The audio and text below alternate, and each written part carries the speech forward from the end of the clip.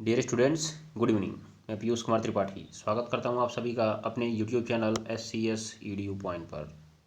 आज मैं आपके सामने पुनः बोर्ड एग्जाम कैप्सूल श्रृंखला के तहत अगले सेट का सॉल्व पेपर लेकर हाजिर हूं, जिसमें हम लोग 2019 के बोर्ड परीक्षा में आए हुए प्रश्न पत्रों को हल कर रहे हैं और आज हम लोग सेट नंबर 6 को सॉल्व करने वाले हैं। ठीक है, तो आइए बिना देर किए हुए हम लोग आज की क्लास को शुरू करते हैं। तो चलिए देखिए, आज की क्लास का आपका सबसे पहला सवाल आपकी स्क्रीन पर लिखा क्या हुआ है कि सेलुलोज के जलअपघटन से क्या मिलता है। सेलुलोज के जलअपघटन से क्या मिलता है बताइए। तो आप जान लीजिए, सेलुलोज के जलअपघटन से आपको मिलता है डी ग्लूकोज। क्या मिलता है? D glucose. इसका मतलब जो सेलुलोज होता है वो डी ग्लूकोज का बहुलक होता है। ये बात को आप ध्यान में रख लीजिएगा। तो बात ये उठती है, सेलुलोज होता कहाँ है? पौधों में कोसा भित्तियों में पाया जाता है। कहाँ पाया जाता है जी? पौधों की कोसा भित्ति में पाया जाता है। ये जंतुओं में नहीं पाया जाता है, ये बात को ध्यान में रख लीजिए। ये जंतुओं की कोशिका में नहीं पाया जाता है, क्योंकि जंतुओं में कोसा भित्ति नहीं पाई जाती है। ये भी आप ध्यान में रख लीजिएगा। कोसा भित्ति पौधों में पाई जाती है और ये केवल पौधों में ही पाया जाएगा। ठीक है, ये बात को आप ध्यान में रख लीजिएगा। इसी प्रकार अगर आप स्टार्च की बात करें तो जो हमारा स्टार्च है, स्टार्च भी डी ग्लूकोज का ही बहुलक है। स्टार्च जो है वो भी किसका बहुलक है? डी ग्लूकोज का ही बहुलक है। ये बात को ध्यान में रख लीजिएगा। और डी में भी अगर आप बात करना चाहेंगे तो अल्फा डी ग्लूकोज का है। किसका है? अल्फा डी ग्लूकोज का। ये भी याद कर लीजिएगा आप लोग। चलिए चलते हम लोग अगले सवाल पर। अगला सवाल अब यहाँ से देखिए, दमदार सवाल शुरू होते हैं। सवाल नंबर अगला आपकी स्क्रीन पर दहाड़ते हुए आ रहा है। देखिए क्या लिखा हुआ है। अविरत ईथरीकरण विधि से और विलियमसन संश्लेषण विधि से ईथर बनाने का रासायनिक समीकरण लिखिए। इसके बाद इसकी एसिटिक एनहाइड्राइड से क्रिया कराइए, हाइड्रोजन आयोडाइड से क्रिया कराइए, समीकरण लिखिए और ईथर का एक परीक्षण भी लिखिए। सवाल आपसे 5 नंबर में पूछा गया है। ठीक है, तो आप शुरू हो जाइए ना, क्यों देर कर रहे हैं। आइए शुरू किया जाए। सबसे पहले ईथर को बनाने की विधि लिखनी है अविरत ईथरीकरण विधि से। तो मैं आपको पहले अविरत ईथरीकरण विधि लिख कर दे देता हूँ, फिर आगे की हम लोग बात करते हैं। अविरत ईथरीकरण विधि। ठीक है, तो ये क्या है अविरत ईथरीकरण विधि जी? देखिए आप लोग, अविरत ईथरीकरण विधि में क्या होता है कि आपको लेना होता है एथिल अल्कोहल। आपने पीछे पढ़ा तो होगा ही अल्कोहल का निर्जलीकरण। जब अल्कोहल का आप लोग निर्जलीकरण कम ताप पर कराते हैं, किसकी उपस्थिति में? सांद्र H2SO4 की उपस्थिति में। ठीक है, कितने डिग्री सेल्सियस तक? 140 डिग्री सेल्सियस तक। तो वहीं आपको मिलता है C2H5O C2H5। यही होता है आपका ईथर। ठीक है, तो यही रिएक्शन है। इसको अविरत ईथरीकरण विधि क्यों कहा गया, जरा मैं आपसे इस चर्चा कर लेता हूँ। तो देखिए, इस रिएक्शन में होता क्या है कि जब आप C2H5OH को लेकर गर्म करते हैं, किसके साथ? सांद्र H2SO4 के साथ। तो मैं आपको बता दूं कि जब आप इसे सांद्र H2SO4 के साथ गर्म करते हैं ना, तो सांद्र H2SO4 पहले गेम में आता है और रिएक्शन करता है। क्या बनाता है आपको मालूम होना चाहिए। ये बनाता है आपका ethyl hydrogen sulphate. Ethyl hydrogen sulphate. तो आप कहेंगे ये कैसे हो गया? तो मैं आपसे कहूँगा कि जो आपका सांद्र H2SO4 होता है वो 2 प्रकार का आयन देता है, एक H+ आयन और एक HSO4 पे माइनस आयन। आप कहेंगे ये तो मैं पहली बार सुन रहा हूँ। तो मैं कहूँगा पहली बार नहीं, बार बार आप सुनिए कि जब सांद्र H2SO4 होता है तो पहले एक बार एक ही H+ त्यागता है वो, फिर बाद में दूसरा त्यागता है। याद रख लीजिएगा। तो जैसे ही वो H+ निकला, OH और H मिलके भाग गए दोनों, तो आपके पास बच गया C2H5HSO4। ठीक है, तो जो आपका C2H5HSO4 बना है, एथिल हाइड्रोजन सल्फेट बना है, ये फिर से थोड़ा आगे बढ़ता है। एथिल हाइड्रोजन सल्फेट फिर से थोड़ा आगे बढ़ता है और पुनः एथिल अल्कोहल के दूसरे अणु से क्रिया करता है और उसको उल्टा लिखा जाता है। ये कितने ताप पर क्रिया होती है? ये क्रिया होती है 140 डिग्री सेल्सियस पर, ये क्रिया होती है 100 डिग्री सेल्सियस पर। तो यहाँ पर आपका जो रिएक्शन होता है, जरा आप देखेंगे कि फिर से वही कहानी, HSO4 जो उसने H दिया था फिर से लेकर अपना बेचारा वो चला जाता है बाहर H2SO4 के रूप में, और आपका रिएक्शन में बन जाता है C2H5O C2H5। तो सवाल बनता है कि इस अभिक्रिया को अविरत ईथरीकरण विधि क्यों कहा गया।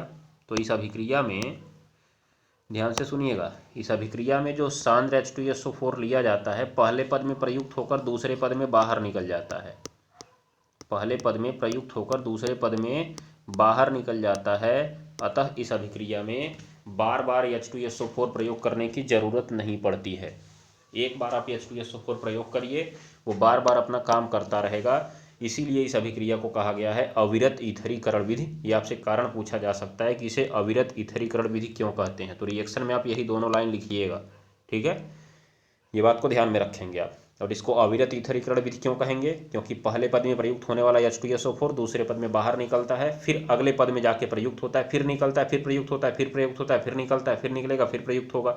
बार बार ये प्रक्रिया चलती जाएगी और यहाँ पे फिर से H2SO4 लेने की जरूरत नहीं पड़ेगी। इसीलिए इसको अविरत ईथरीकरण विधि कहा जाता है, ठीक है, ये बात को आप ध्यान में रख लीजिएगा। चलिए दूसरा कह रहा है भैया विलियमसन संश्लेषण से बनाओ। तो आइए जरा लिख देते हैं आपके लिए हम विलियमसन संश्लेषण भी, विलियमसन संश्लेषण। तो आप विलियमसन संश्लेषण के बारे में परिचित होंगे कि ये विलियमसन संश्लेषण क्या होता है। विलियमसन संश्लेषण किसी भी एल्किल हैलाइड को, किसी भी एल्किल हैलाइड को सोडियम एल्कोक्साइड के साथ, किसके साथ, sodium alkoxide RONA, sodium alkoxide के साथ, ध्यान दीजिएगा, गर्म करेंगे। क्या करेंगे जी, गर्म करेंगे तो बन जाता है ईथर। आप कहेंगे हुआ क्या इसमें, मैं कहूँगा जो यहाँ पे यक्स था उसको Na लेकर भाग जाता है। ऐसे गोला अपना बना सकते हैं आप समझने के लिए। फिर जो है आपका R बचा, O बचा और R बचा। कुछ लोग यहाँ पे डैश भी लिख देते हैं जिससे लगे कि ROR डैश बना है, अर्थात ईथर का समूह जो है अलग अलग भी हो सकता है, ठीक है। परंतु जब हम ईथर की बात करते हैं तो हम लोग केवल डाई एथिल ईथर की बात करते हैं। इसीलिए हमने यहाँ पे केवल लिख दिया C2H5 और यहाँ पे C2H5ONA। तो आपका भाग जाएगा जब, तो क्या बन जाएगा, C2H5O और C2H5, ठीक है, ये बात को ध्यान में रखिएगा।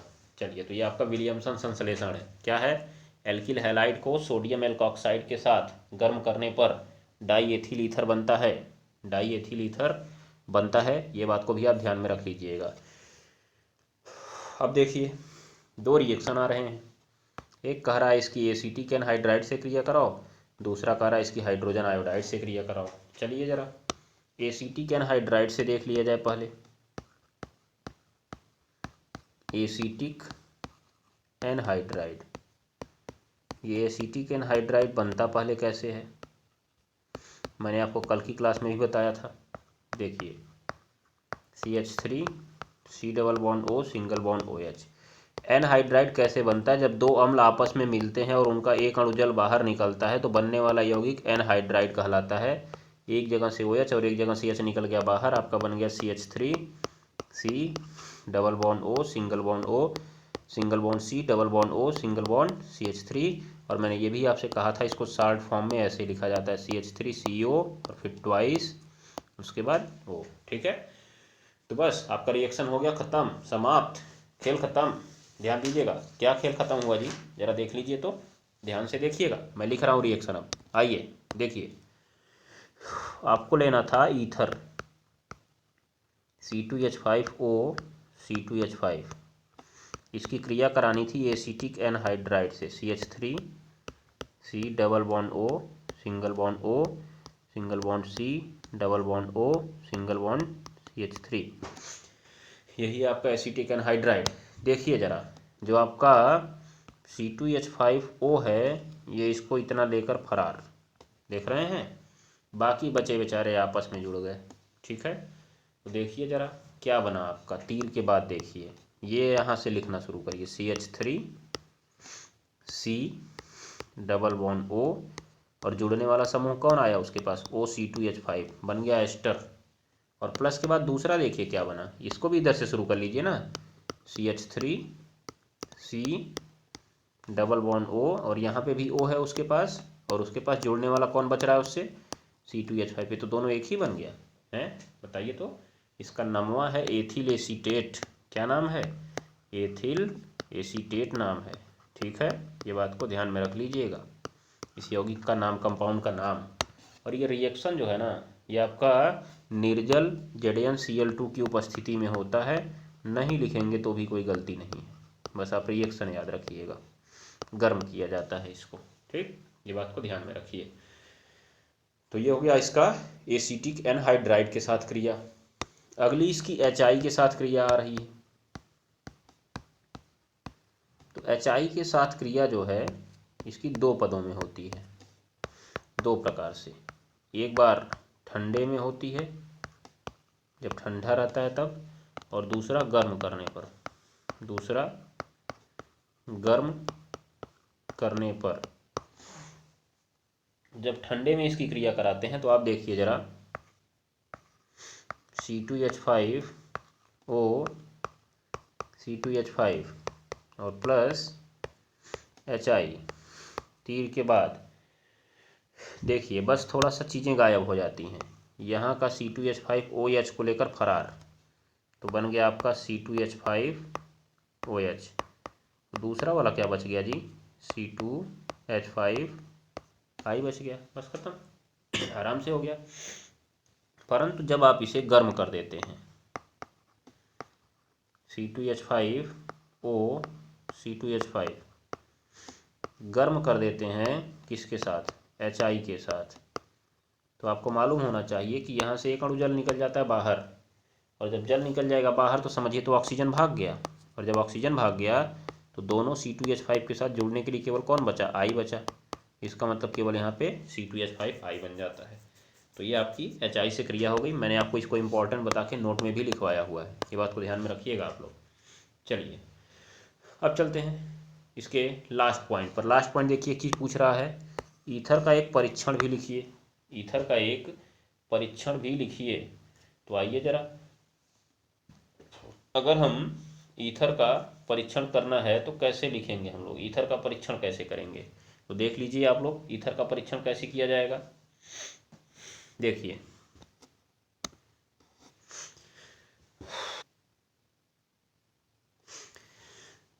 देखिए इसका परीक्षण अगर आपको लिखना है तो इसका कोई प्रमुख परीक्षण तो नहीं है, परंतु आप इसको ये परीक्षण लिख सकते हैं।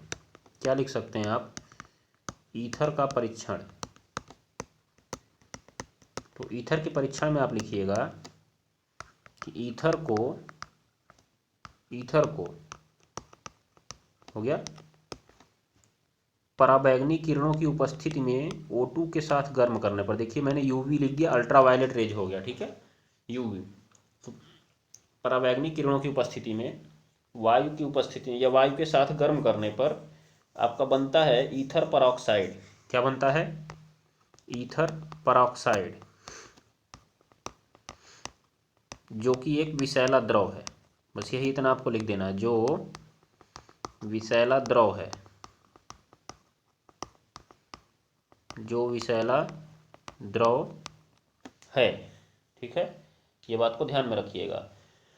और ये विस्फोट भी कर जाता है, और ये क्या कर जाता है, विस्फोट भी कर जाता है। तो ये इसका परीक्षण हो जाएगा। ठीक है, ये बात को ध्यान में रखिएगा।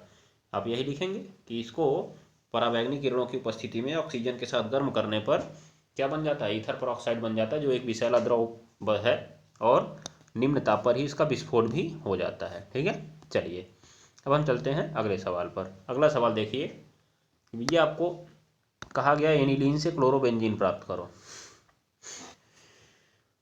तो देखिए आपने क्लोरोबेंजीन बनाने का एक रिएक्शन पढ़ा होगा जिसे आप कहते हैं गाटरमैन अभिक्रिया। क्या कहते हैं, गाटरमैन अभिक्रिया या सेंडमेयर अभिक्रिया। तो गाटरमैन या सेंडमेयर अभिक्रिया में आप लोग कैसे बनाते हैं, इसको कैसे बनाते हैं बताइए। आप लोग लेते हैं बेंजीन डाईएजोनियम क्लोराइड C6H5N2Cl, और इसको आप गर्म कर देते हैं कॉपर चूर्ड ऑब्लिक HCl की उपस्थिति में। तो जो आपका उत्पाद है वो बन जाता है C6H5Cl और प्लस N2 प्लस N2। ठीक है, ये बात को आप ध्यान में रख लीजिएगा। तो ये आपका बन गया उत्पाद। तो इसके लिए आपने लिया क्या, यहाँ पे आपने लिया था बेंजीन डाई एजोनियम क्लोराइड। ठीक है, तो ये आपने लिया था। परंतु अभी हमने हाल ही में एक रिएक्शन पढ़ा था कि आप एनिलीन C6H5NH2 को, ध्यान दीजिएगा, C6H5NH2 को किसके साथ जी, ये NaNO2 / HCl के साथ कम ताप 0 से 5 डिग्री सेल्सियस पर, कितने पर जी, कम ताप 0 से 5 डिग्री सेल्सियस पर गर्म करते हैं तो आपको मिल जाता है बेंजीन डाई एजोनियम क्लोराइड। क्या मिल जाता है, बेंजीन डाई एजोनियम क्लोराइड अर्थात C6H5N2Cl। तो देखिए आपका बन गया। आपने इसको पढ़ा था और आपने दूसरा इसको पढ़ा था। इसको आपने क्या नाम दिया था, इसको नाम दिया था आपने डाई एजोनीकरण। इंपॉर्टेंट रिएक्शन है, मैंने आपको बताया हुआ है, ध्यान दीजिएगा। डाई एजोनीकरण ये इंपॉर्टेंट रिएक्शन है और इसका तो नाम आप जानते ही हैं, गाटरमैन अभिक्रिया। कौन सी अभिक्रिया, गाटरमैन अभिक्रिया हो जाएगा। तो ये आपका हो गया रिएक्शन, देखिए कितना आसानी से बन गया। दूसरा आप देखिए, एलिफैटिक एमीन्स की जल में घुलनशीलता की विवेचना करनी है। तो आइए जरा एलिफैटिक एमीन्स की जल में घुलनशीलता की विवेचना कर लेते हैं। तो ये आपका H है, ये आपका H है। ये कौन सा एमीन है आपका, ये तो है हमारा 1 अंश एमीन। फिर आप देखिए 2 अंश एमीन के बारे में, यह है आपका 2 अंश एमीन। उसके बाद देखिए 3 अंश एमीन के बारे में, 3 अंश एमीन, ये 3 अंश हो गया। अब इनकी जल में घुलनशीलता कैसे निर्धारित होगी, चलिए मैं बताता हूँ आपको। मैं आपको एक बात बता देता हूँ, यहाँ पर किसी भी कार्बनिक यौगिक के जल में घुलनशीलता की बात आएगी तो वो जल में घुलेगा तो मात्र एक ही कारण से कि वो जल के साथ हाइड्रोजन बंध बनाएगा। किसके साथ हाइड्रोजन बंध बनाएगा जी, जल के साथ हाइड्रोजन बंध बनाएगा। ठीक है, ये बात को ध्यान दीजिएगा। तो मैं पहले थोड़ा H बंध की चर्चा कर लेता हूँ कि H बंध क्या है। तो देखिए H बंध है कि जब हाइड्रोजन किसी उच्च विद्युत ऋणात्मक परमाणु जैसे फ्लोरीन, जैसे ऑक्सीजन, जैसे नाइट्रोजन के साथ जुड़ा है तो वह फिर से फ्लोरीन या ऑक्सीजन या नाइट्रोजन के साथ एक विशेष प्रकार का बंध बना सकता है। इसी बंध को हम बोलते हैं H बंध। क्या बोलते हैं, H बंध। इसका मतलब ये जो H बंध है किन यौगिकों में पाया जाएगा, जिनमें फ्लोरीन होगा, जिनमें ऑक्सीजन होगा और जिनमें नाइट्रोजन होगा। और बाकी जल में तो आपका ऑक्सीजन पाया ही जाता है। ठीक है, तो यहाँ पे देखिए जरा, आपके पास जो यौगिक है इसमें देखिए N के साथ H जुड़ा हुआ है कि नहीं जुड़ा हुआ है, इसमें N के साथ H जुड़ा हुआ है कि नहीं जुड़ा हुआ है, इसमें नहीं जुड़ा हुआ है। अब इनको अगर जल में आप घोलने जाएंगे तो जल के पास तो होता है HOH, ध्यान दीजिएगा। उसके बाद इसको जल में घोलने जाएंगे, इसके पास भी होता है जल में HOH, जल में घोलने जाएंगे इसके पास भी होता है HOH। ठीक है, ये बात को थोड़ा ध्यान दीजिएगा। देखिए, तो अब अगर मैं आपसे बताऊं तो आप जरा यहाँ पे देखेंगे कि यहाँ पे जब प्राथमिक एमीन को आप जल में घोलने गए तो नाइट्रोजन 2 हाइड्रोजन से जुड़ा है। मैंने अभी आपको बताया कि फ्लोरीन से जुड़ा हो, चाहे ऑक्सीजन से जुड़ा हो, चाहे हाइड्रोजन से जुड़ा हो, वो इन तीनों के साथ फिर से हाइड्रोजन बंध बना सकता है।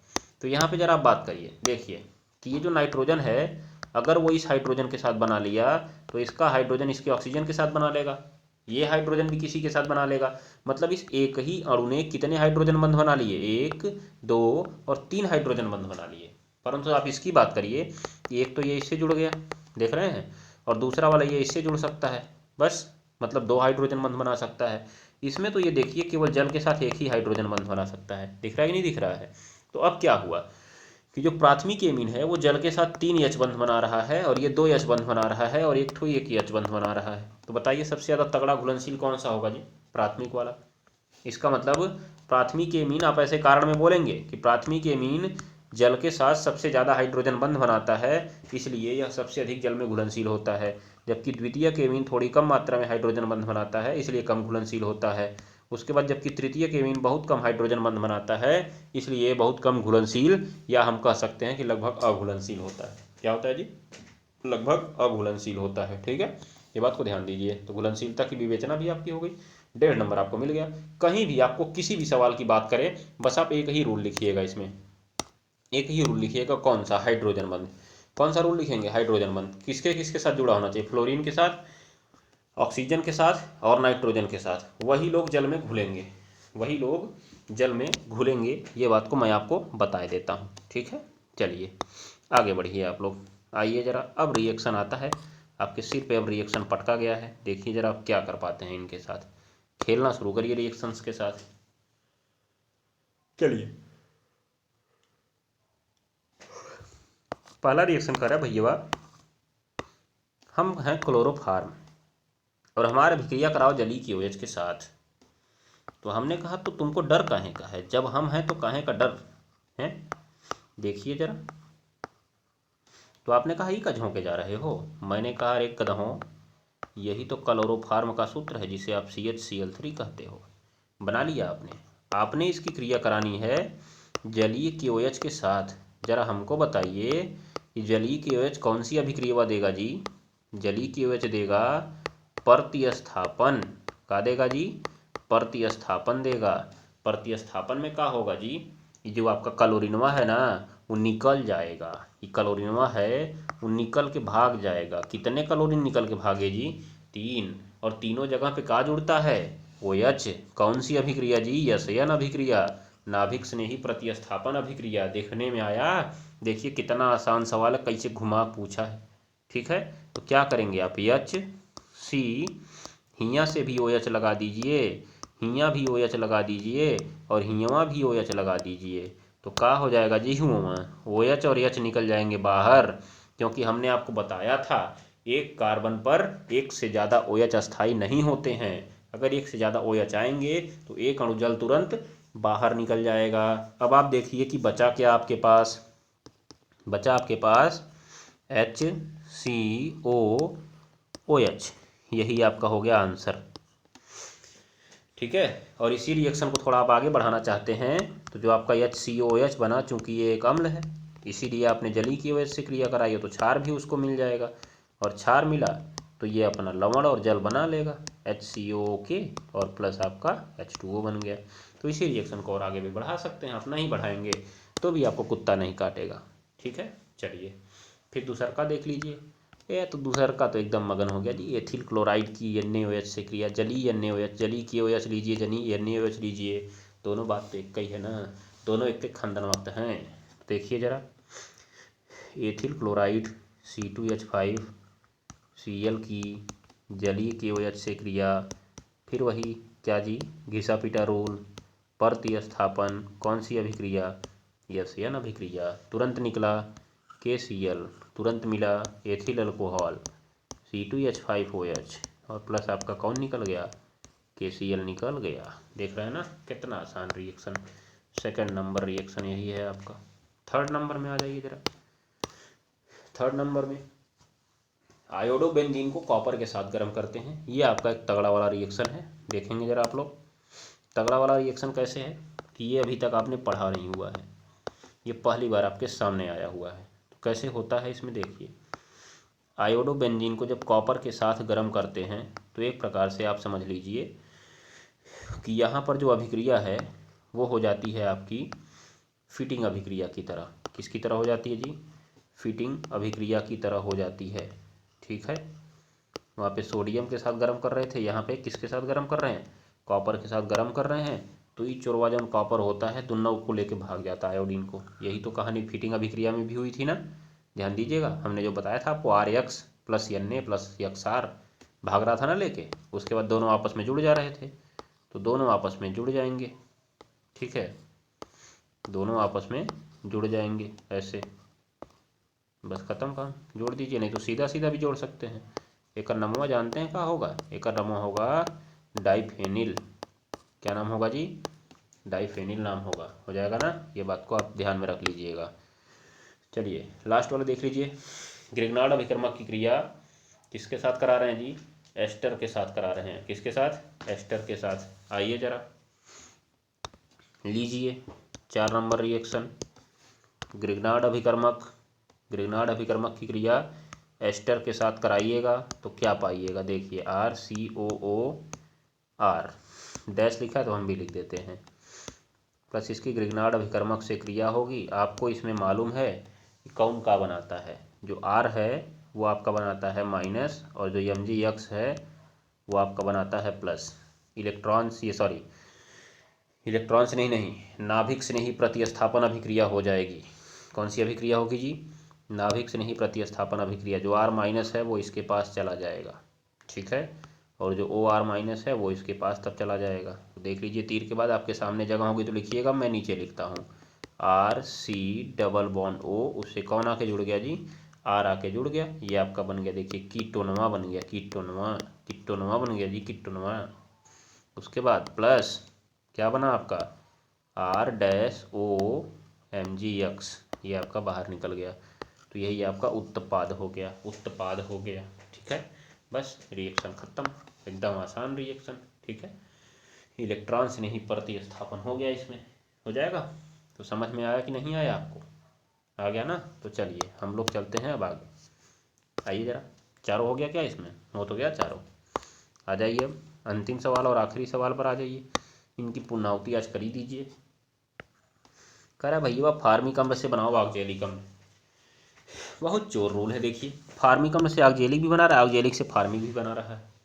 पहले मैं आपको 5वां ही लिख के दे देता हूँ, क्योंकि बहुत आसान रिएक्शन है, बहुत आसान रिएक्शन है। देखिए एक तो तगड़ा वाला रिएक्शन जो कल आपको बताए थे, ग्लिसरॉल की ऑक्जेलिक अम्ल से क्रिया द्वारा फार्मिक अम्ल बनता है। नहीं तो दूसरा देखिए एकदम तगड़ा रिएक्शन, एकदम तगड़ा से तगड़ा रिएक्शन, जो COOH है और COOH है, यही आपका ऑक्जेलिक अम्ल, ठीक है। और आप कर दीजिए इसको गर्म, आप इसको कर दीजिए गर्म। जैसे ही आप करेंगे इसको गर्म, ये हो जाएगा नरम, और जैसे हुआ नरम आपका बन गया उत्पाद। जैसे हुआ नरम आपका बन गया उत्पाद। जानते हैं क्या होता है? जैसे ही आप इसको गर्म करते हैं, कितने डिग्री पर? 200 डिग्री सेल्सियस पर, तुरंत ही एक बेचारे का CO2 निकल जाता है बाहर, धुआं निकल जाता है इसका जी। इतना जोर गर्म कर देंगे धुआं नहीं निकलेगा का इसका? बताइए। बन गया आपका HCOOH, ठीक है, और प्लस निकल गया धुआं है। धुआं मचा दिए तो गर्म करके जी, ध्यान दीजिएगा आप लोग। चलिए बस ये आपका बन गया फॉर्मिक अम्ल। ये था आपका ऑक्जेलिक अम्ल और ये था आपका फॉर्मिक अम्ल, ठीक है। चलिए अब फॉर्मिक से ऑक्जेलिक कैसे बनाते हैं तो देखिए जरा, पहले सवाल की ओर चला जाए। आपको फॉर्मिक से बनाना है ऑक्जेलिक, तो फॉर्मिक का फॉर्मूला है HCOOH, और इससे जो ऑक्जेलिक अम्ल बनाना है उसका है COOH फिर COOH। मतलब पूरा खेल ही गड़बड़ है। देख तो CO2 लाना पड़ेगा, जो भागा था धुआं निकल गया था उसको फिर लाना पड़ेगा। तो कैसे लाते हैं जरा देखिए। पहले आप लीजिएगा HCOOH, ठीक है, और इसकी क्रिया Na से करा दीजिएगा धातु से, तो ये बना लेगा HCOONA, और H2 गैस निकल जाएगी, वो अलग की बात है, हमसे मतलब ही नहीं है उससे। फिर जो आपका HCOONA बना था, आप इसको गर्म कर दीजिएगा 360 डिग्री सेल्सियस पर। कितने डिग्री पर जी? 360 डिग्री सेल्सियस पर। आपको इसको थोड़ा सा याद करना पड़ेगा, क्योंकि यहाँ कोई पैटर्न नहीं लगता है, ठीक है, ध्यान दीजिएगा। तो आप इसको याद कर लीजिएगा, कितने डिग्री पर इसको गर्म करते हैं? 360 डिग्री सेल्सियस पर। तो आपका जो H2 है वो निकल जाता है बाहर, और COONA और सिंगल बॉन्ड COONA बन जाता है। मतलब दो अणु सोडियम फॉर्मेट आता है और H2 निकलता है बाहर, और दोनों आपस में जुड़ जाते हैं, ठीक है। ये आपका बन गया। अब इसके बाद आप इसको गर्म कर देंगे कैल्शियम क्लोराइड के साथ। किसके साथ गर्म कर देंगे जी? कैल्शियम क्लोराइड के साथ। तो ये एक बात समझिए कि जो कैल्शियम है वो विद्युत रासायनिक श्रेणियाँ में सोडियम से ऊपर है, इसलिए सोडियम को निकाल फेंकेगा। कौन? कैल्शियम, और उसकी जगह चला जाएगा कैल्शियम। तो आपको ये बात मालूम होनी चाहिए कि जो कैल्शियम है वो अकेला ही 2 बंध बना लेता है। अकेला ही कितना बंध बना लेता है जी? 2 बंध बना लेता है, इसीलिए दोनों को एक के साथ अपने पास जोड़ लेता है, ठीक। तो ये यौगिक आपका बन गया। फिर आपको किसके साथ इसको क्रिया करा देना है? इसको क्रिया करा देना है H2SO4 के साथ। जैसे ही आप H2SO4 के साथ क्रिया कराएंगे, फिर मैं आपको एक डिब्बा दिखाता हूँ। इधर से H2SO4, इधर से Cl निकल के भगा और दोनों हाइड्रोजन इसके ऊपर जुड़ा, आपका बन गया COOH और नीचे भी आपका बन गया COOH। देखिए यही है आपका ऑक्जेलिक अम्ल। ठीक है, तो कैसे बनेगा, पहले आप सोडियम से क्रिया कराइए, फॉर्मेट बनाइए, 360 डिग्री पर गर्म करिए। उसके बाद आपका सोडियम ऑक्सेलेट बनेगा, सोडियम ऑक्सेलेट से कैल्शियम ऑक्सेलेट बनाइए, कैल्शियम ऑक्सेलेट को गर्म करके बना दीजिए सांद्र H2SO4 के साथ ऑक्जेलिक अम्ल, हो जाएगा। तो ये आपका रिएक्शन हो गया। देखिए कितना शानदार जानदार रिएक्शन था ये, याद करने योग्य बातें थी इसमें। चलिए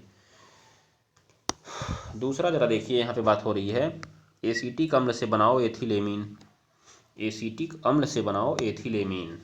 तो एसीटिक अम्ल CH3COOH, इससे बनाना है आपको एथिलेमीन CH3CH2 और NH2। तो तुरंत ही आपने कहा गुरुदेव इतना आसान रिएक्शन समझ में नहीं आ जाए हैं, स्मिट अभिक्रिया बिन कल पढ़ाई रहे आई ना हमका। हमने कहा अच्छा बना लो। तब देखो स्मिट अभिक्रिया COOH, स्मिट अभिक्रिया क्रिया होती है N3H से, तीर के बाद बनता है CH3NH2 और प्लस निकलता है धुआं और प्लस निकलता है N2। देखो बन गया हैं, कहाँ बना देखो तो जरा ध्यान से देखो। अरे गुरुदेव गड़बड़ा गया मामला है, इसमें तो एक ही कार्बन है, मंदुई कार्बन, कैसे होगा। तो मैंने कहा डरते क्यों हो, क्यों डरते हो, जब हम हैं तो क्या गम है बताइए। तो आपने कहा चलिए तब बताइए, मेरी तो हवा निकल गई अब। तो मैंने कहा अच्छा दिल थाम के बैठिए और देखिए। सबसे पहले जो आपके पास एसीटिक अम्ल है, आप चाहते नहीं है कि अगर इसका कार्बन गायब हो, तो आपके पास बहुत तरीका है। सबसे बढ़िया तरीका है आप इसको साइनाइड में बदल दीजिए। कैसे, देखिए आप इसको अगर साइनाइड में बदलना चाहते हैं तो आप पहले लीजिए CH3COOH को और इसको गर्म कर दीजिए अमोनिया के साथ। किसके साथ, अमोनिया के साथ। तो तुरंत ही बन जाएगा अमोनियम एसीटेट CH3COONH4। ठीक है, जिसको गर्म करते ही इसका एक अणु जल निकल जाएगा बाहर। क्या निकल जाएगा बाहर, एक अणु जल निकल जाएगा बाहर और ये बदल जाएगा भैया एमाइड में। अब किस में बदल जाएगा जी, एमाइड में बदल जाएगा, एमाइड में। कैसे, देखिए अभी कल बताया था मैंने इस रिएक्शन को आपको। CH3CO और NH2 बन जाएगा। क्या बन जाएगा, CH3CO NH2, यहाँ से 2 हाइड्रोजन, इसमें से 1 ऑक्सीजन। फिर तुरंत ही आप इसको निर्जलीक कारकवा के साथ गर्म कर दीजिए। किसके साथ गर्म कर दीजिए, निर्जलीक कारक के साथ गर्म कर दीजिए। तो एक अणु और जल निकल जाएगा बाहर और आपके पास बचेगा खाली CH3C ट्रिपल बॉन्ड N, क्योंकि यहाँ से देखिए आपका भैया निकल गया H2 और यहाँ का निकल गया O, तो खाली बचा CN। अब तुरंत ही आप एकर अपचयन करा दीजिए, आप एकर करा दीजिए अपचयन। जैसे ही आप अपचयन कराएंगे दोनों पाई बंद टूट जाएंगे और दोनों पर जुड़ जाएगा हाइड्रोजन, बन जाएगा CH3 CH2 और N पे भी 2 जुड़ जाएगा NH2।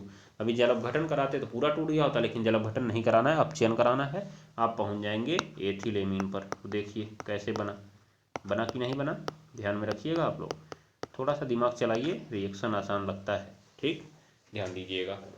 तो इसको ज़रूर लिख लीजिएगा अपने कॉपी में, बना भी लीजिएगा इसको। चलिए अगला देखिए, एसीटल्डिहाइड से भैया बनाओ एसीटोन, एसिटल्डिहाइड से बनाओ एसीटोन। तो अभी कल हमने बनाया था एसीटोन, किस अभिक्रिया के माध्यम से, कैल्शियम लवणों के शुष्क आसवन से। तो जब हमने कैल्शियम एसीटेट का शुष्क आसवन कराया था तो हमने देखा था कि हमको मिला था एसीटोन। तो हमको यहाँ भी एसीटोन बनाना है, तो क्यों ना हम पहले कैल्शियम लवण ही बना लें। तो जो एसीटल्डिहाइड है, एसीटल्डिहाइड से पहले बना लिया जाए कैल्शियम लवण। तो आप पकड़ लो CH3CHO, लवण बनाना है तो पहले इसका ऑक्सीकरण करके इसको अम्ल बनाना पड़ेगा। क्या बनाना पड़ेगा जी, अम्ल। और अम्ल बनाएंगे तो ये क्या बन जाएगा, CH3COOH में बदल जाएगा। जैसे ही CH3COOH में बदलेगा आप इसकी क्रिया कैल्शियम हाइड्रोक्साइड से करा दीजिए, जो कि एक क्षार है। अभी कल ही पैटर्न हमने आपको इसका बताया था, क्षार है भैया। तो अगर क्षार है तो ये CH3COO ट्वाइस और सी ए बना लेगा, बन गया आपका कैल्शियम एसीटेट। अब करवा दीजिए कैल्शियम एसीटेट का शुष्क आसवन। तो कितने अणु लेंगे जी इसके, दोनों इसी के अणु लेंगे, कैल्शियम एसीटेट, दोनों इसी के अणु लेंगे, कैल्शियम एसीटेट हो जाएगा। अब उसके बाद देखिए, ये आपने तो कर लिया, जैसे ही आप इसका शुष्क आसवन करेंगे तुरंत ही मैंने कहा था ना, यहाँ पे जोड़िए C डबल बॉन्ड O, इधर इधर खोल दीजिए, जो समूह था उसी को जोड़ दीजिए। तो यहाँ पे आपका CH3 है, यहाँ भी आपका CH3 है, भैया लगा दिए CH3, देख लीजिए बन गया आपका एसीटोन। क्या बन गया, एसीटोन। ठीक है, क्या किया था आपने यहाँ पे आपने किया शुष्क आसवन। क्या किया आपने, शुष्क आसवन किया आपने, हो जाएगा ना, ये बात को ध्यान में रख लीजिएगा। तो ये हो गया आपका रिएक्शन। देखिए कितना आसान रिएक्शन, कितना बढ़िया रिएक्शन था। एसीटल्डिहाइड को पहले बदलिए एसीटिक अम्ल में, फिर उसका क्रिया कराइए तो कैल्शियम एसीटेट बन जाएगा। कैल्शियम एसीटेट का कर दीजिए शुष्क आसवन।